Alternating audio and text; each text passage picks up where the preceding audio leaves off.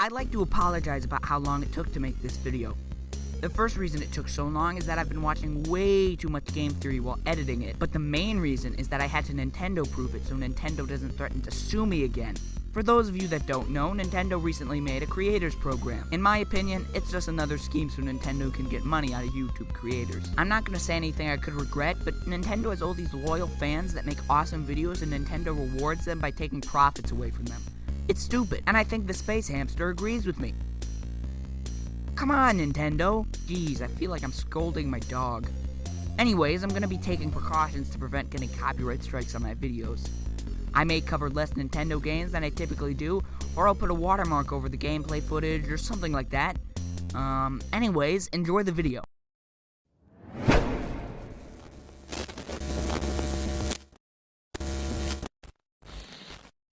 Hey, I'm Avery Miller in Super Mario Land 2. It was a pretty cool game.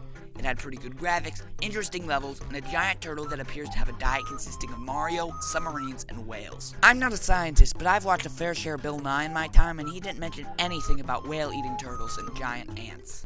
Science rules. That was my face. Anyways, there's some really cool glitches and other cool stuff to discover in this game, so let's go! Let's start out with some minor graphical glitches. You'll notice that sometimes the enemies will overlap the menu. Yeah, pretty exciting. Also, some of the sprites have transparent eyes. What do you think life would be like if we all had transparent eyes? I don't like this music, this isn't good. What the heck? What is that? What is that? What is that? Ah! Next, we're taking a look at a hidden room in the first tree zone level. Unfortunately, you can't get there in just normal gameplay. You have to change the memory address A229 to 54 and A22A202 when you're above the room. It may take a little while to set this up, but you get some pretty cool results. I know this isn't a glitch, but you can't deny that it's a little strange that there's an unused room underneath the floor of the level. There's also a few other things the developers left in the game that probably weren't supposed to be there.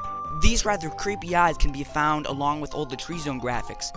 It's believed that originally, the second tree zone level was inside the tree, and that when you stood on the level, only these eyes were visible. I decided to use my photoshopping skills to make a mock-up of what this would have looked like. I see why it's not in the final game. There's a demo message still in the game that you can see by using the Game Genie code 20077BE63. It's gonna look a bit weird, though. Only the Japanese version has the font in order to display the message. There's also something sort of mysterious in the first Space Zone level. The stars spell out the word happy, and you can see the Y from the happy by going here and jumping up to the left.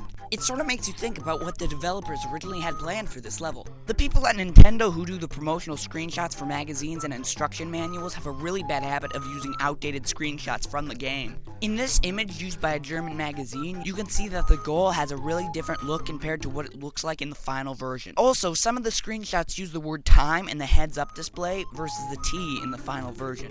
There was even a screenshot in the instruction manual for the original Legend of Zelda that showed a sword and a boomerang. A boomerang?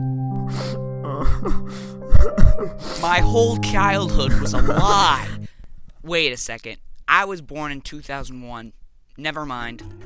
This next glitch is awesome and is probably one of my favorite glitches ever. There's a couple ways to do it. I originally tried to use the method used in this video first, but after a couple hours I just couldn't figure it out. What I ended up doing is going to this level and clicking start, then select while Mario goes down a warp pipe. You could do this in any level as long as you've beaten it, and obviously it has to have a warp pipe. Next, just go to any level, and if done correctly, you'll fall through the floor. You'll either get a blank screen, randomness, or a clone of the level you did the glitch on. It seems that most levels have an enemy-less clone beneath them. Similar clone levels have been found on other Mario games. It may be worth noting that the quit level feature that we used previously by clicking start, then select doesn't work when you're underneath the level. The game also seems to crash if things start to get too buggy. There you go, all the glitches and unused graphics and such from Super Mario Land 2. Thanks for watching my video. If you enjoyed it, please subscribe. When you subscribe, you'll be one of the first people to see my future videos. Also, AveryMiller.org recently hit 1 million views. To celebrate, the AveryMiller.org blog is going to get a redesign in late spring.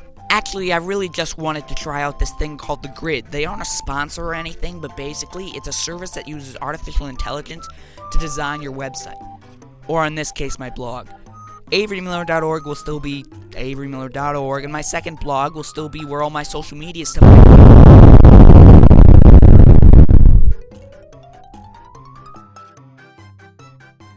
Lock.